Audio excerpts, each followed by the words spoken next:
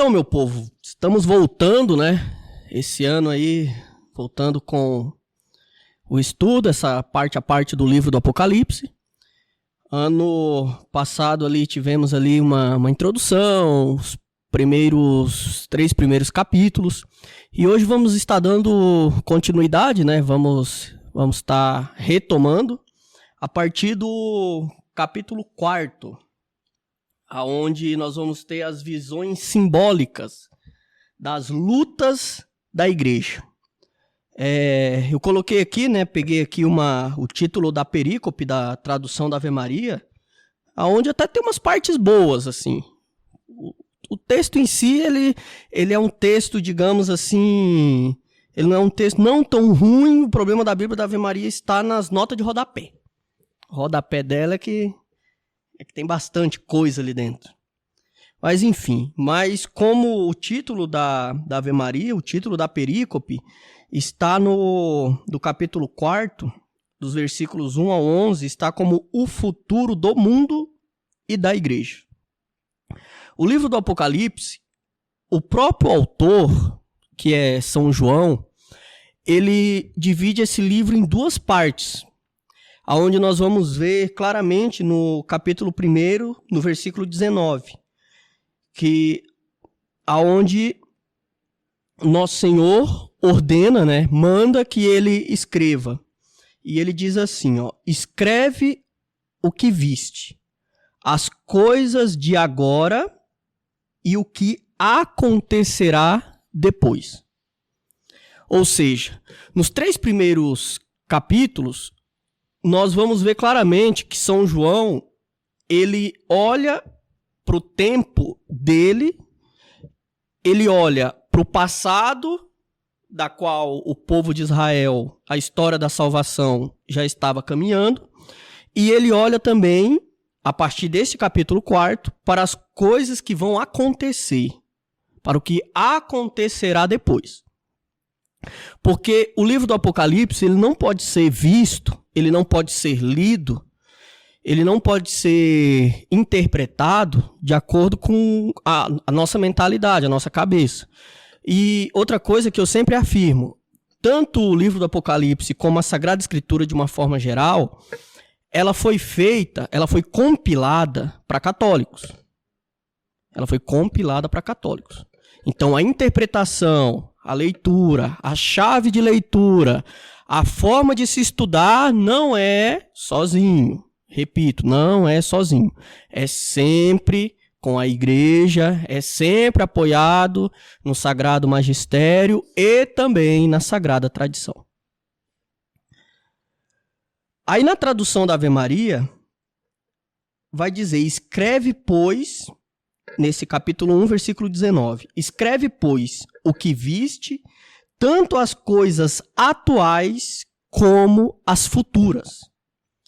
Agora São João, a partir desse capítulo 4, ele escreve acerca das coisas futuras. Mas essas coisas futuras, coloquei como aspas minhas, não significam dizer que não aconteceram no tempo de São João. Significa que aconteceram nos tempos de João, nos séculos seguintes até a consumação dos tempos. Então, muito cuidado. O erro que muitos cometem é colocar este livro, principalmente a partir do capítulo 4, como somente coisas que aconteceram no tempo de São João, principalmente por conta das visões que ele teve.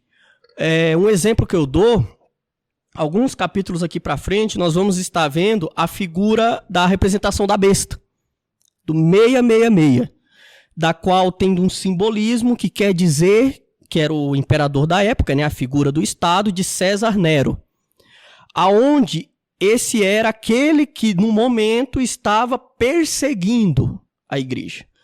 Mas ali São João ele não está falando somente da época dele, mas ele está falando também que vieram outros, ou seja, o diabo, o demônio, ele usa de alguns para quê? Para perseguir a igreja. Então nós vamos ter aí vários César, várias figuras, principalmente figura tanto da besta quanto do anticristo. Nós tivemos aí na história vários anticristos, mas ainda aguardamos a vinda do anticristo. Ainda vai ter esse último. E vamos iniciar aqui, ó, capítulo 4, versículo 1. Depois disto, olhei, eis que vi uma porta aberta no céu. E a primeira voz que ouvi era como de trombeta, que falava comigo, dizendo: sobe aqui e mostrar-te-ei as coisas que devem acontecer depois destas. E logo fui arrebatado em espírito, e eis que vi um trono que estava colocado no céu. E sobre o trono estava alguém sentado. O primeiro ponto que nós devemos frisar aqui, nesse primeiro versículo, é essa voz de trombeta. Essa voz que já apareceu, aí você pode voltar aí na sua Bíblia, no capítulo 1, no capítulo 1 do livro do Apocalipse, no versículo 10. E essa voz, essa pessoa, essa voz, ela vai tratar, podemos colocar de uma questão verbal, ela vai trazer da questão do pretérito mais que perfeito. Deus Todo-Poderoso vai falando a São João, onde aqui o próprio nosso Senhor Jesus Cristo fala a ele, como nos capítulos 2 e 3, como ele diz, ao anjo da igreja tal, ao anjo da igreja tal, ao anjo da igreja tal. E depois ele vai dizer o que está para acontecer. Aqui, na linguagem apocalíptica, na linguagem simbólica, na linguagem da profecia, aqui nós vamos tratar do desdobramento do futuro da história do mundo, fixado no plano de Deus. E o destino da igreja de Jesus Cristo no contexto dessa história. Só que nós temos que analisar bem o seguinte: Deus, ele sabe de tudo.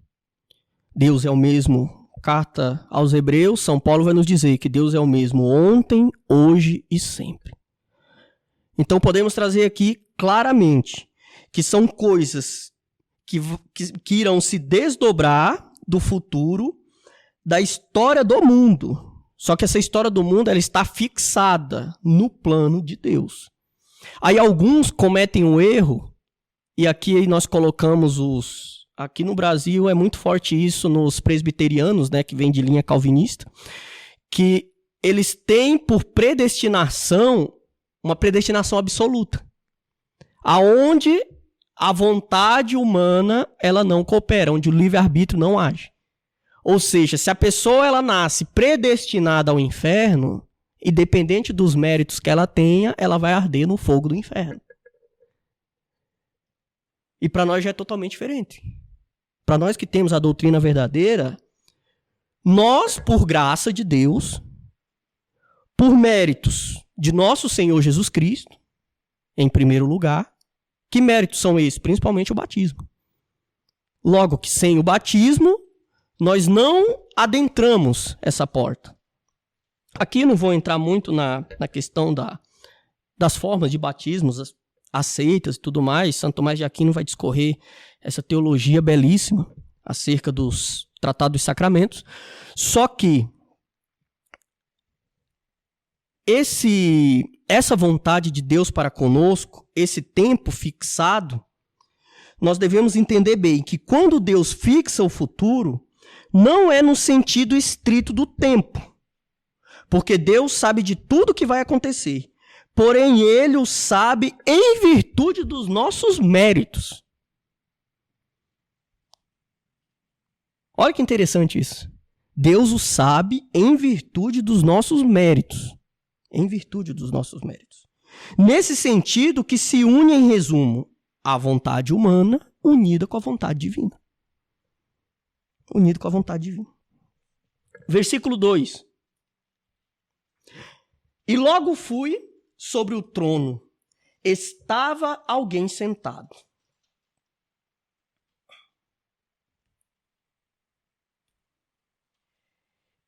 Versículo 3. E aquele que estava sentado no trono estava...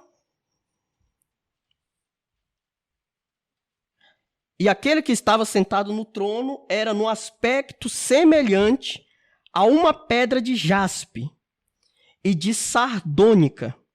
E em volta do trono estava um arco-íris que se assemelhava à cor de esmeralda.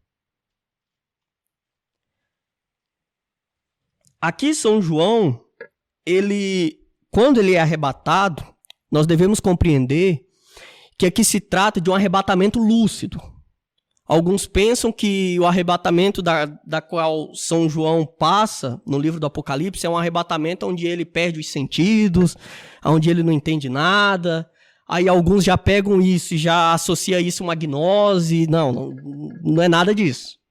Não é nada disso. O arrebatamento de São João ele é tão lúcido, mas tão lúcido, que o próprio Deus manda que ele escreva tudo aquilo que ele está vendo. Então, para ele relatar aquilo que ele está vendo, ele tem que estar num estado de lucidez. Ele não pode estar ébrio. Em alguns momentos nós vamos ver que ele às vezes, pela sua humanidade frágil, ele às vezes ali tem coisas que ele não consegue ver como elas são. Porque ele está vendo, de fato, ele está tendo uma visão do céu. Então, uma hora ou outra, só que, no contexto geral, do mesmo jeito que nós devemos analisar a Sagrada Escritura como um todo, que é um livro inspirado por Deus. Eu vou até abrir um parênteses aqui, que um outro dia nós tivemos eu tive uma discussão aí com alguns acerca da Bíblia, Sagrada Escritura, e eu estava dizendo que a Bíblia ela tem que ser lida e meditada e tirada dela o sentido espiritual. O primeiro sentido que a gente tem que tirar da Bíblia é o espiritual, que é o que vai nos levar para o céu. Aí, a partir disso, a gente vai... Questão da linguagem, questão alegórica, o que é parábola, o que é toda a questão da linguagem bíblica. Só que o principal é o sentido espiritual. É o que vai nos trazer na meditação as verdades da fé. Só que a Bíblia ela foi feita para católico. Por quê? Aí é onde vem a treta. Nosso Senhor Jesus Cristo, ele não manda escrever livro. Ele manda pregar o Evangelho. O que é a Bíblia, então? É o Evangelho escrito. É a pregação apostólica escrita. Por quê? Porque os apóstolos, principalmente ali no primeiro século ali, eles começaram a virar mártires. E para que essa fé ela não fosse abalada por inspiração divina, porque só pode ser divino, aqueles das quais, cito o exemplo, São Lucas, São Marcos, João Marcos. João Marcos, provavelmente, ele conheceu a Nosso Senhor, porque por tradição, nós sabemos que tanto a última ceia quanto a sala do cenáculo eram a casa dele. Só que para a idade dele, muito provavelmente, ele era uma criança. Então viu, mas não se recorda muito de Nosso Senhor. Aí chega um tempo que ele acompanha São Paulo, e São Paulo assim o manda que ele acompanhe São Pedro. Por isso que o Evangelho de São Marcos ele é um evangelho mais curto, e ele é um evangelho da qual o original, né, a linguagem hebraica, é um hebraico que é narrado por uma pessoa de não muita instrução. Diferentemente de São Lucas. São Lucas, por tradição, era um médico, era muito letrado, era grego, era um cidadão grego, judeu. Só que é interessante também que São Lucas, ele escreve, só que ele não convive. Ele também não conviveu com Nosso Senhor. Por isso que vem a questão da importância, ele escreve além do Evangelho, ele escreve também os Atos dos Apóstolos, aonde ele ouve do próprio São Paulo. São Paulo já estava no cárcere, já estava preso em Roma, estava a caminho da morte. E é belo e bonito que Jesus, ele não manda. Não é à toa que em Romanos 10:17, o próprio São Paulo, ele diz que a fé, ela provém da pregação. Ou seja, a pregação apostólica. E essa pregação que foi compendiada, e depois que foi compendiada, ainda veio a igreja para tirar coisas que queriam colocar, como nós temos lá pseudo-evangelho de Judas, nós temos o pseudo-evangelho de Tiago, enfim. Tem vários livros que não são canônicos, não são inspirados por Deus, e que alguns queriam enfiar dentro do cânon bíblico. Alguns queriam colocar aqui dentro. E a igreja, por quê? Outra coisa. Antes de vir Bíblia, o que veio antes? A pregação apostólica, o que foi dito pela boca de nosso Senhor Jesus Cristo. E depois de dito isso, veio a igreja. Então, só temos Bíblia por causa da igreja. A ordem é essa. Nosso Senhor, igreja, por último, Bíblia. Aí a treta qual que foi? Eu disse, não vamos dar a Bíblia na mão do povo. O que vamos dar na mão do povo? Catecismo. De preferência o amarelinho de São Pio X. Vamos dar catecismo. Nossa, pra quê? Meu Deus, quase me jogaram na fogueira. Não, mas por quê? É a palavra de Deus e a palavra de Deus tem que chegar na mão do povo? Lutero pensava a mesma coisa, né? E era padre. Pensava a mesma coisa, tem que dar na mão do povo. E é tão interessante, vamos raciocinar. Eu sempre digo assim, ó, já que é ruim, a gente começa a fazer, se não der certo, nós voltamos atrás. Porque desde quando eu comecei a caminhar na igreja, é sempre incentivado o quê? Tem a missa de entrega da Bíblia. A mãe vai lá, coloca a criança na catequese. O que ela ganha? Uma Bíblia. A Bíblia ela foi difundida. Dificilmente você vai ver um católico aí, principalmente os católicos meia boca, que não tem uma Bíblia. E olha o resultado que a gente está tendo. Então vamos tentar pelo menos aí durante 20 anos fazer o contrário. Em vez de dar a Bíblia, vamos dar o catecismo. Se não der certo, a gente volta a dar a Bíblia de novo. É simples. Faz pelo menos aí de 10 a 20 anos. Porque também não adianta fazer 2, 3 anos e falar, não deu resultado. Mas começa. E o próprio São Pio X, ele incentiva o estudo do catecismo. Incentiva. Ordinariamente aos padres, por obrigação, só que ele estende, porque naquela época ele já estava vendo, né, que nós iríamos viver uma crise de sacerdotes, e ele diz que se tiverem leigos, sempre, claro, instruídos pelo padre piedoso, o padre bom, também os leigos podem e devem instruir o povo de Deus. Tendo por base o catecismo. Daí tá, estudou o catecismo, se tornou um católico, aí você pode pegar a Bíblia e se debruçar nela, por quê? Porque dela você não vai virar um protestante. Por quê? Porque já tem a base. Aí a pessoa falou assim para mim, não, Wagner, mas veja que o catecismo nasceu da Bíblia. Eu falei, não, mas eu não tô questionando isso. Só que dentro do catecismo tem citação da Bíblia, tem citação do magistério, e tem citação da Sagrada Tradição. Tem uns 3 lá dentro. A Bíblia não tem um magistério. Nós precisamos sair dela e ir atrás do magistério. Porque ela, por ela, aí eu solto a frase. Ó, a Bíblia por si, escute bem, por si, somente Bíblia não forma católico. Ah, por que eu fui dizer isso? E eu coloquei bem claro, somente a Bíblia não forma católico. Dê primeiro um catecismo, depois dê a Bíblia. Aí, nossa senhora.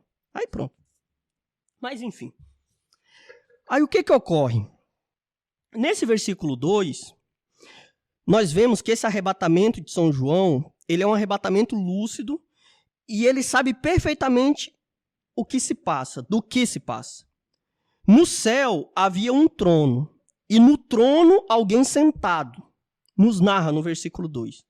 A descrição de Deus sob forma humana segundo as imagens. Aí aqui nós vamos trazer por referência Ezequiel 1, capítulo 1 e capítulo 10. E também livro do profeta Isaías, capítulo 6.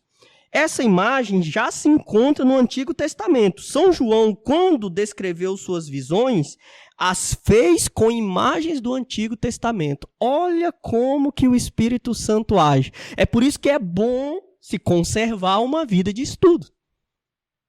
Por quê? Porque o Espírito Santo, a graça sobrepõe a natureza. Não é que vai vir aquela inspiração. Pode ser que venha, porque Deus pode tudo. Mas quando nós estudamos e retemos, o Espírito Santo vai agir com mais facilidade, podemos dizer assim, né? Aí o que ocorre? São João, por ter essa base do Antigo Testamento, essa base da Escritura, as visões que ele tem, e não é à toa que até mesmo para atestar o livro do Apocalipse, ele cita muito. Cita muito. Profeta Oséias, profeta Ezequiel, profeta Daniel. É constantemente citado no livro do Apocalipse. Constantemente. Por quê? Porque para dar autoridade. Porque naquela época se tinha muitos cristãos convertidos do judaísmo. E é bonito que uma das condições para que, e eu creio nisso, uma das condições para que Nosso Senhor volte é a conversão em massa dos judeus, né? Porque São Paulo, na Epístola aos Romanos, ele vai dizer que se os judeus, tendo negado a Nosso Senhor, a graça foi tão abundante a nós que somos gentios, imagina eles negando. Imagina se eles o tivessem aceitado. Qual seria o tamanho da graça? Qual seria o tamanho da graça? Então, se tinha muitos convertidos do judaísmo, então se tem essas visões, ou seja, quando Deus mostra para São João ele não pode e ele não faz uma questão de duvidar de fato se essa visão é de Deus ou não. Por quê? Porque o que ele está vendo, os outros profetas também já viram. Então não é uma coisa aqui. O que São João tinha aqui? Tradição. Que é uma coisa que está faltando hoje, né? É uma coisa que está faltando hoje. Mas eu vou tocar nesse assunto mais para o final. Vamos aqui, versículo 3. E aquele que estava sentado no trono era no aspecto semelhante a uma pedra de jaspe e de sardônica. E em volta do trono estava um arco-íris que se assemelhava à cor de esmeralda. Quem estava sentado era Deus na sua glória. O texto não diz expressamente quais das pessoas, no caso da Trindade, estava sentado no trono, só que compreendamos que quando se refere a Deus mesmo, não podemos separar a Trindade. Aí que vem a questão, que é onde nasce, né? Que é uma coisa que eu sempre falo, a questão do milenarismo, né? Que se nasce o quê? Que divide-se o mundo em 3 eras, né? A era do Pai, o Antigo Testamento, a era do Filho, ali o período do Novo Testamento e depois a era do Espírito Santo. Não, isso não existe. Então, compreendamos que quando se refere a Deus mesmo, não podemos separar a Trindade. Mas podemos utilizar como figura de linguagem a parte do credo em que diz: está sentado à direita de Deus Pai Todo-Poderoso. Então aqui podemos ter um indicativo de quem era esse que estava sentado. Ou seja, nosso Senhor Jesus Cristo habita a Trindade. Só que se estava sentado no trono e estava no céu, é óbvio, a gente professa essa fé todos os domingos. Está sentado à direita de Deus Pai. Se ele viu ele no trono, outra coisa, São João, ele viu nosso Senhor ressuscitado. Outro ponto para ele não fazer igual São Tomé, né? Não desconfiar que quem estava diante dele poderia ser qualquer outra coisa. Porque só reconhece aquele que viu antes. Eu sempre costumo fazer essa analogia quando eu vou nos lugares. A Epístola aos Hebreus, ali vai dizer claramente, no capítulo 11, a partir do versículo 1, a fé é o fundamento da esperança, é a certeza daquilo que não se vê, das coisas que não se vê. O que quer dizer isso? Eu sempre faço a analogia que é a seguinte, nós temos aqui, ó, você que está nos assistindo, você não vai ver, né? Mas aqui do meu lado tem uma parede. Aí eu sempre faço a pergunta para as pessoas, o que tem do lado da parede? Aqui nós temos aqui a nossa livraria, né? Você está até convidado, venha no Instituto Santo Atanásio, vem aqui, estamos aqui na Lameia Lins, pode vir aqui visitar, aqui funciona todos os dias. Sempre tem alguém aqui para te acolher. E aqui do meu lado direito tem uma livraria, só que eu olho, não vejo ela. Mas como que eu sei que tem? Porque eu já estive lá. Ou seja, a fé, sendo o fundamento daquilo que se espera, vai esperar o quê? Aquilo que você já conhece. Aquilo que você já teve experiência. Aquilo que você já experienciou na sua vida. Já teve essa experiência. Então São João, ele já teve essa experiência com nosso Senhor ressuscitado, porque nosso Senhor, ele fica ali no intervalo de 40 dias, aparecendo para eles, no seu corpo glorioso. Então esse corpo glorioso de nosso Senhor não é diferente desse corpo que está aqui, porque está no céu. É o mesmo corpo glorioso. Não é diferente. Ou seja, ele vê e ele já reconhece. É tamanha maravilha dele reconhecer nosso Senhor, que ele tinha tanta intimidade, que ele é aquele que reclina a cabeça no peito do mestre. E no capítulo 21 do Evangelho de São João, quando nosso Senhor manda que ele jogue a rede, e a rede vem cheia de peixe, São João, quando vê, ele é o primeiro que diz, é o Senhor. Quando ele diz, aí São Pedro vai lá e se atira na água. Não veste nem a roupa, né? Vai pelado mesmo. Vai lá e se atira na água. Ou seja, São João, ele tinha tanta intimidade que quando ele contempla a Deus, ele não estranha ser outro. Ele não estranha. Ele não estranha. Aí é belo que isso traz claramente. Aí nós podemos trazer isso para a questão mesmo da própria liturgia. Quando nós professamos, né, o credo, nós dizemos: está sentado à direita de Deus Pai Todo-Poderoso. Aquele que está sentado. E é belo que, olha só, é tão bonito que e aquele que estava sentado no trono era no aspecto semelhante a uma pedra de jaspe e de sardônica. Para cá não tem tanto essas pedras, né? Eu fui procurar pesquisar, e isso é uma pedra muito preciosa, encontrada principalmente para a região do Oriente, e duas pedras assim raras. Ou seja, se ele faz essa comparação, é porque aquele que está diante dos olhos dele é único. A linguagem, a simbologia dessa analogia, né, dessa comparação que ele faz de Nosso Senhor como semelhante a essas duas pedras, é o quê? É a questão de Nosso Senhor ele ser único. Ele ser inconfundível.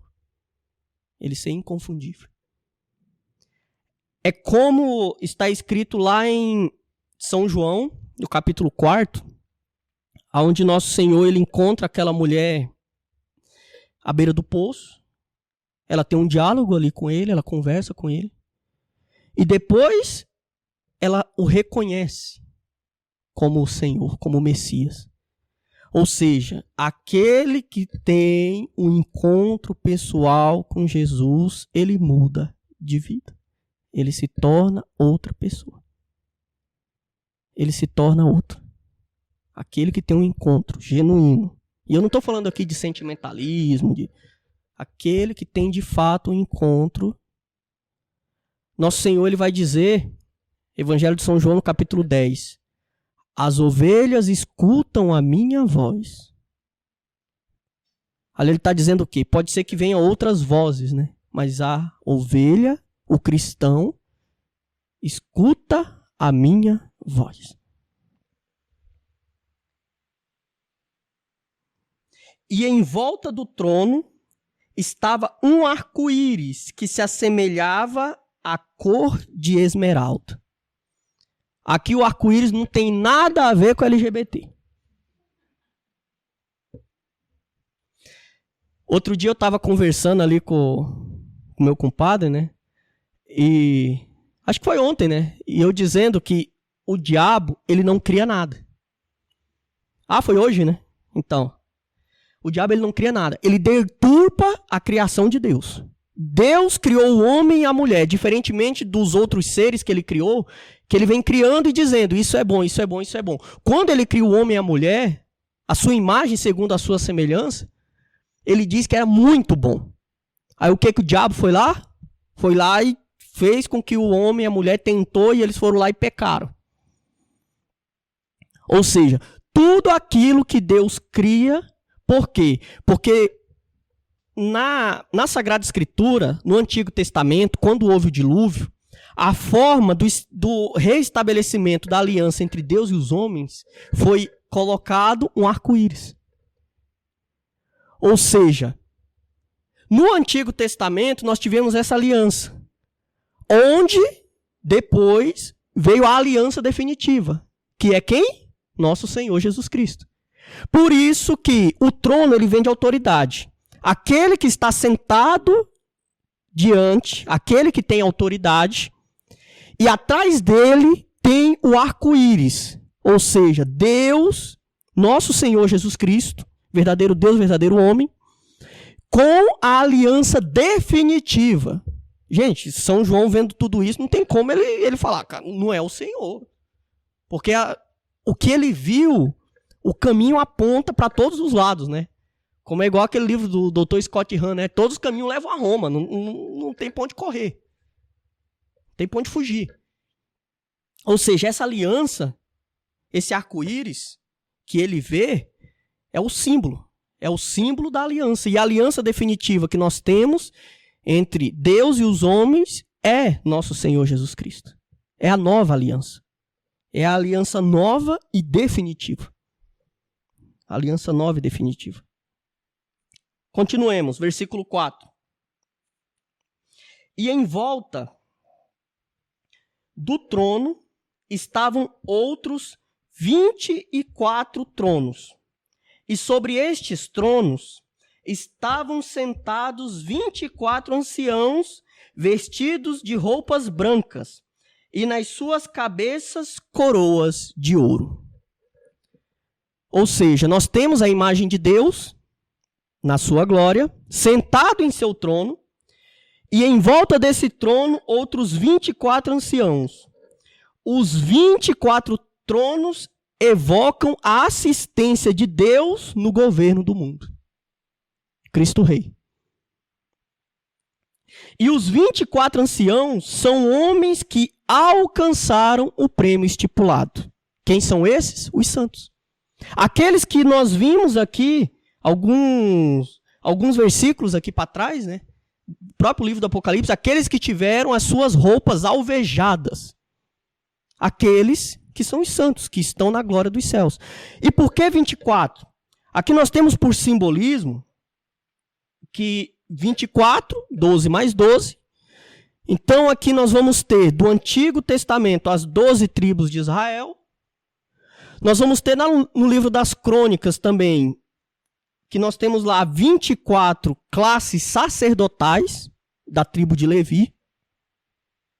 E nós vamos ter também por 12 no Novo Testamento, na Nova Aliança, que são os 12 apóstolos.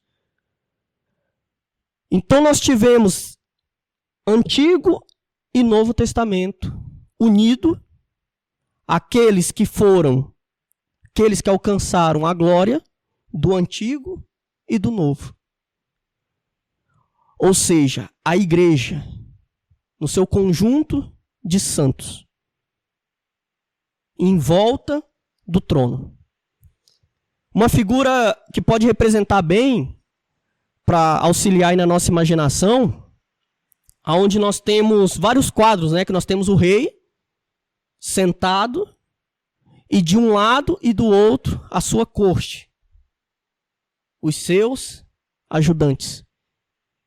Aonde nós vamos ter também da monarquia perfeita, né? Segundo Santo Tomás, né? O regime político, que é onde nós temos um pouco. Aliás, um pouco não, nós temos a monarquia, daí nós vamos ter a aristocracia e nós vamos ter ali a democracia, que não é bem uma democracia como entendida atualmente, né? Mas, enfim, não vou também me aprofundar nesse assunto. E essa questão do 12 mais 12 deve ser entendido como referência ao povo de Deus da Antiga e da Nova Aliança, como eu havia dito, 12 tribos de Israel mais 12 apóstolos, e coroas de ouro, por quê? Porque esses anciãos que estão sentados com coroa também, só que eles participam do poder real de nosso Senhor Jesus Cristo. Então aqui podemos colocar os santos, os grandes papas, que participam dessa realeza de nosso Senhor. Continuemos, versículo 5. E do trono saíam relâmpagos e vozes e trovões, e diante do trono estavam 7 lâmpadas ardentes, que são os 7 Espíritos de Deus. Aqui outro simbolismo, né? Outra referência ao Antigo Testamento. E o simbolismo desse versículo, de uma forma especial, o mar de vidro, aliás, os relâmpagos, vozes e trovões recordam a teofania, a manifestação de Deus. Teofania, manifestação de Deus. Epifania, manifestação de nosso Senhor Jesus Cristo. Onde nós vamos ter por referência Êxodo, capítulo 19, do versículo 16 a 19, e mostram que Deus é inacessível e transcendente, o Deus da história da salvação. Os 7 Espíritos de Deus, na linguagem apocalíptica, são os 7 dons do Espírito Santo de Deus, que encontramos em Isaías, capítulo 11, versículo 1 e seguintes. Onde nós vamos ter os 7 dons do Espírito Santo. Ou seja, aqui ele está mais uma vez afirmando que o que ele está vendo, de fato, é a manifestação de Deus nos céus. Versículo 6.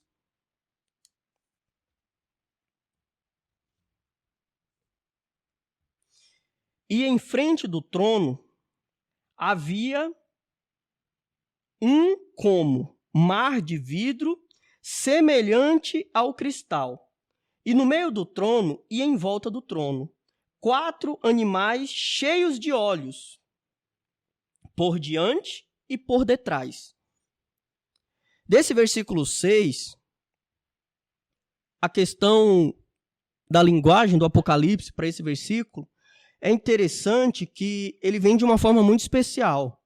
O mar de vidro é aquela impressão de infinito, de tranquila claridade e do brilho supraterreno que jorra desse oceano celeste.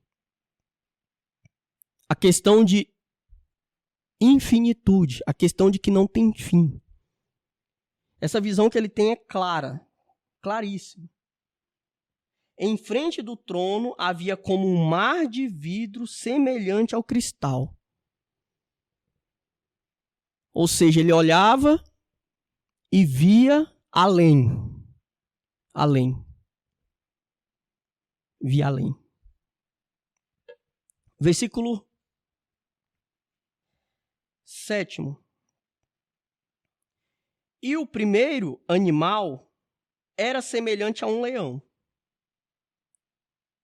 E o segundo animal era semelhante a um touro.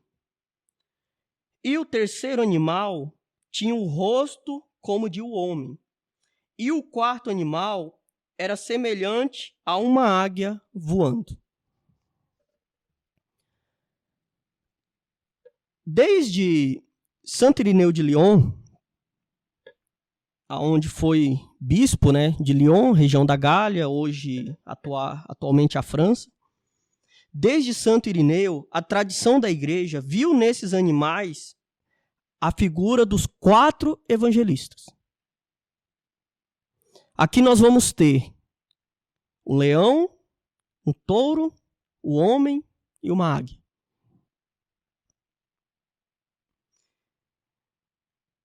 Mateus, o primeiro evangelista. Quem que é ele aqui simbolizado? É o homem. Porque o evangelho inicia-se com a genealogia do homem Jesus. Onde nós vamos encontrar Mateus, capítulo 1, do versículo 1 ao 16.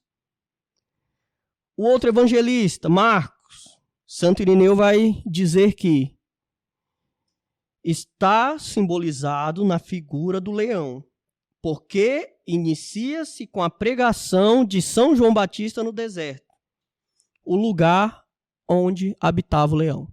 Era como que um rugido, né? A pregação de São João Batista no deserto, ela era comparada a um rugido. Eis a voz que clama no deserto, aplanai os caminhos do Senhor. Marcos, capítulo 1, versículo 4. Lucas, aonde é simbolizado pelo touro, porque inicia-se com a narrativa do anúncio do nascimento de João Batista a São Zacarias, sacerdote que se encontra no templo, local onde se ofereciam em sacrifício a Deus os animais, entre os quais o touro.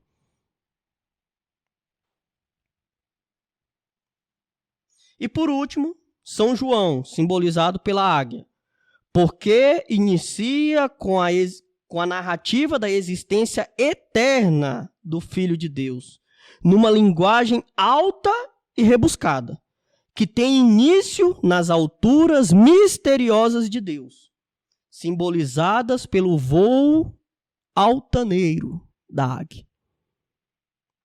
A águia, dentre as aves, é a que alcança as maiores altitudes, e ela fica espreitando ali a presa até chegar o momento de atacar. São João, ele é comparado a esse animal. Isso afirmado ali por Santo Irineu de Lyon, e a igreja traz consigo essa tradição desde ali os primeiros. Agora eu não me recordo bem, pode ser que eu esteja errado, mas acredito que eu acho que foi Santo Irineu de Lyon que narrou, acho que o martírio de São Policarpo, né?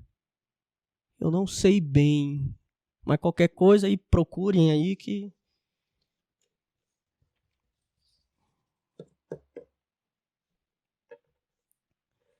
Versículo seguinte, 8º. E os 4 animais tinham cada um 6 asas, e em volta e por dentro estavam cheios de olhos.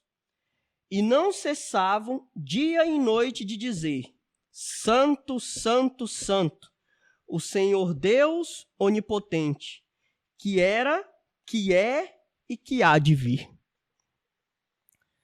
Aqui nós vamos ter de primeira parte a abundância de olhos. Simboliza quanto estão presos pela admiração e espanto na contemplação de Deus.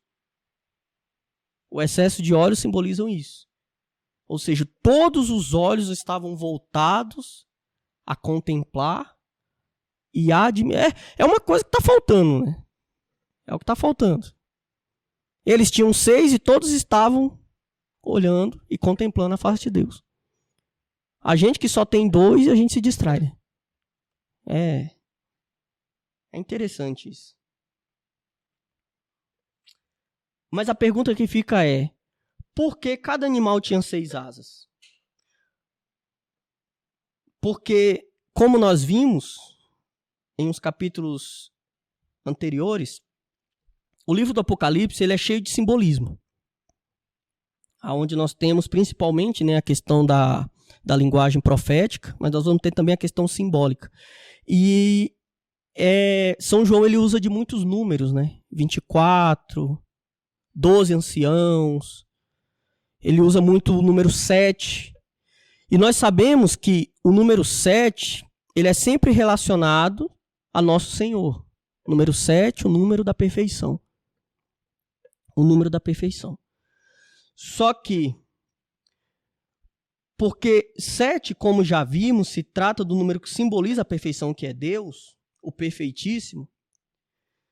Mas por que eles tinham 6 asas? Sendo que 6 é igual a 7 menos 1. Né? Ou seja, aqui simboliza a criação imperfeita. O 7 não se aplica à criatura. E sim o 6. Então aqui o texto vai nos dizer claramente. E os 4 animais tinham cada um 6 asas. E em volta e por dentro estavam cheios de olhos, e não cessavam dia e noite de dizer: Santo, Santo, Santo, o Senhor Deus onipotente, que era, que é e que há de vir. Isso aqui é, meu Deus, é maravilhoso. Santo, Santo, Santo, 3 vezes santo. Isso para os cristãos é Deus na sua totalidade. Pai, Filho e Espírito Santo. E é onde também nós temos, né? Nós temos isso inserido na liturgia da missa. Sanctus, Sanctus, Sanctus, Dominus Deus Sabaoth. Ou seja, Santo, Santo, Santo. É o Senhor Deus onipotente. Aquele que pode tudo. Aquele que pode tudo. Versículo 9. E enquanto aqueles animais davam glória e honra e ação de graças ao que estava sentado sobre o trono e que vive pelos séculos dos séculos, e enquanto aqueles animais davam glória e honra e ação de graças ao que estava sentado sobre o trono e que vive pelos séculos dos séculos. Nesse versículo 9, podemos destacar aqui, esses animais eles dão glória, honra e ação de graças. 3 atitudes que toda a criação deve ter para com Deus. Dar glória, honra a Deus e ação de graças. A saber, reconhecer a sua grandeza e majestade, glória, exaltar sua infinita dignidade, honra, e manifestar a eterna gratidão pelos benefícios recebidos, ação de graças. Aqui está o quê? Inserido no glória da Santa Missa. Nós vamos dizer o quê? Nós vos louvamos, nós vos bendizemos, nós vos adoramos, nós vos glorificamos, nós vos damos graças por vossa imensa glória. É um livro que eu recomendo, tem a narração, né, um pouco da conversão do Dr. Scott Hahn.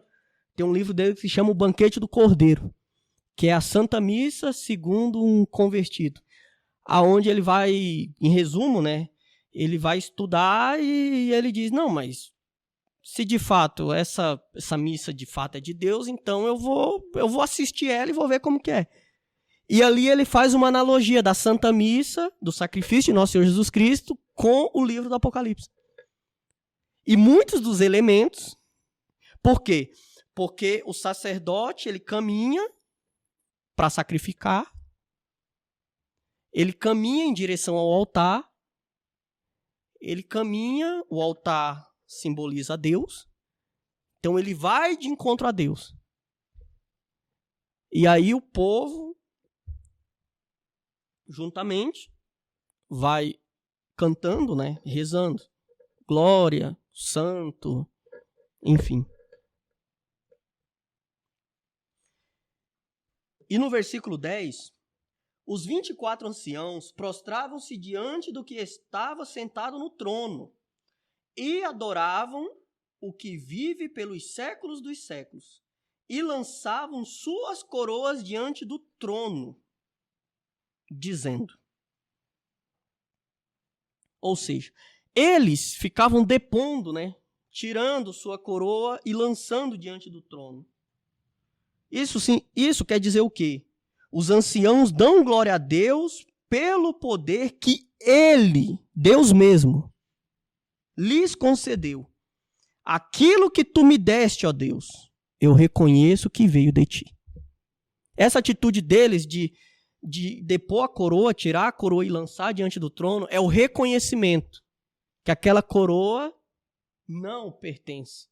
Aí aqui, quando eu me deparei com esse versículo, eu fiquei meditando, né? E logo depois eu fui ler a bula Una Sancta, né? Que vai falar dos dois gládios, do poder temporal que se ordena ao poder espiritual, né? Aqui é claramente. O poder vem de Deus. Tudo pertence a Deus. Os dois gládios estão aí. Um é dado a nós, aos homens, mas em favor do espiritual. Ordenado ao espiritual. Hoje em dia as pessoas confundem muito, né? As pessoas falam, mas essa questão de união, igreja, Estado e não sei o quê, é tudo balela. O povo não estuda, não entende, não... Eu acho que eles pensam que o Papa vai lá e vai virar o presidente da República, né? Que é uma coisa que não... Mas é essa questão de se ordenar aquele que é.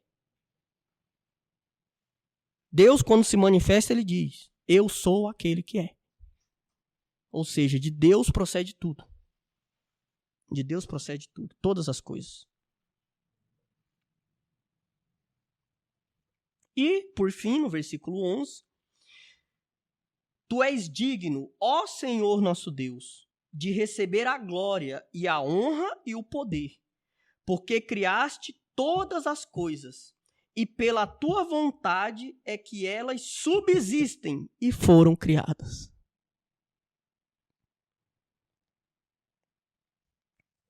Aí, aqui eu vou caminhando por fim, e eu quero grifar esses dois versículos, tanto o 10 quanto o 11, e eu vou ler mais uma vez. Os 24 anciãos prostravam-se diante do que estava sentado no trono, e adoravam o que vive pelos séculos dos séculos, e lançavam suas coroas diante do trono, dizendo, tu és digno, ó Senhor nosso Deus, de receber a glória.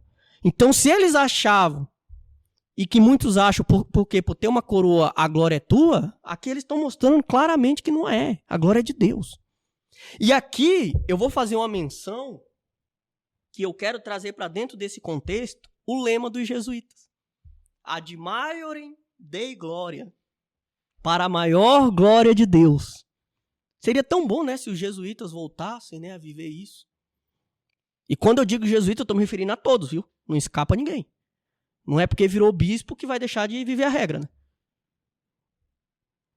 Mas para a maior glória de Deus. Que esse lema volte a mover os corações daqueles que foram chamados por Deus a viver como esses anciãos que estão contemplando a face de Deus. O sacerdote, ele é diferente de nós porque ele tem um chamado a, de fato, imitar nosso Senhor Jesus Cristo. É por isso que ele, principalmente os de rito latino, ele não casa, porque a missão dele é viver nesse mundo como se já tivesse igual a esses anciãos, contemplando a glória de Deus no céu. E eles têm como fazer isso, né? Porque eles que trazem na Santa Missa nosso Senhor Jesus Cristo todos os dias. Pelo menos era o que deveriam fazer. Só que é interessante que esse ad maiorem Dei glória, que nasceu lá no coração de Santo Inácio e dos demais fundadores dos jesuítas, parece que caiu no esquecimento, né? Agora parece que é ad maiorem humanis gloria, né? É a glória do ser humano. É a glória da amizade social.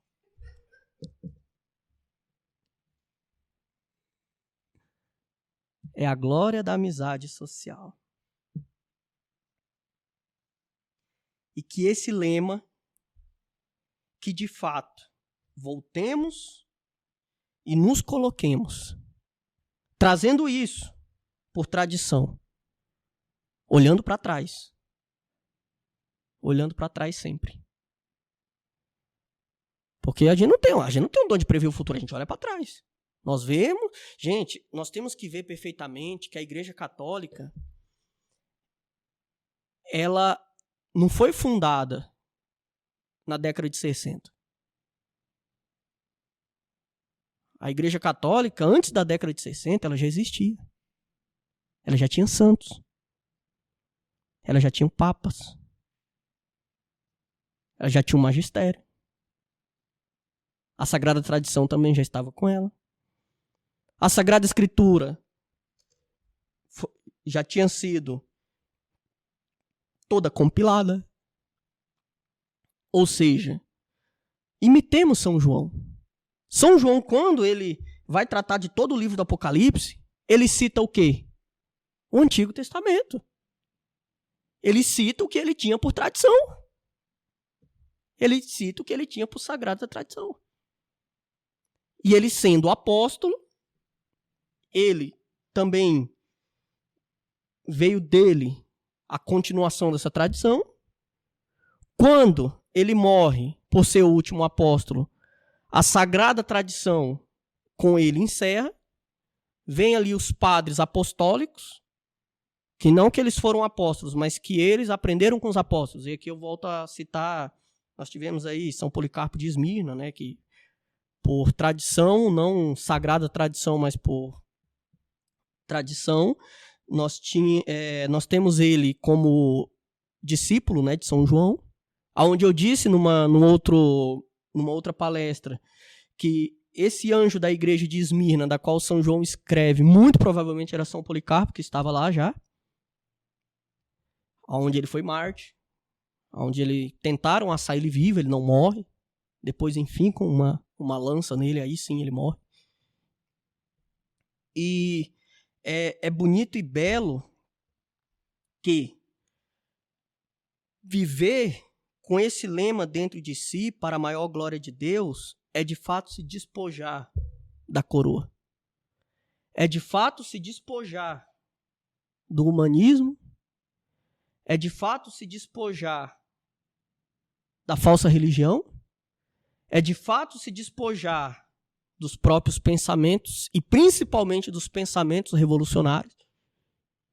É de fato ter o mínimo, e se não tiver o mínimo, pedir para Deus, né? Pedir a virtude, pedir o auxílio da graça. Para quê? Para se despojar do eu, para se despojar das próprias convicções, das próprias vontades, e de fato colocar à frente, contemplar na frente Deus mesmo, nosso Senhor Jesus Cristo. Ad maiorem Dei glória, para a maior glória de Deus, e que viva Cristo Rei.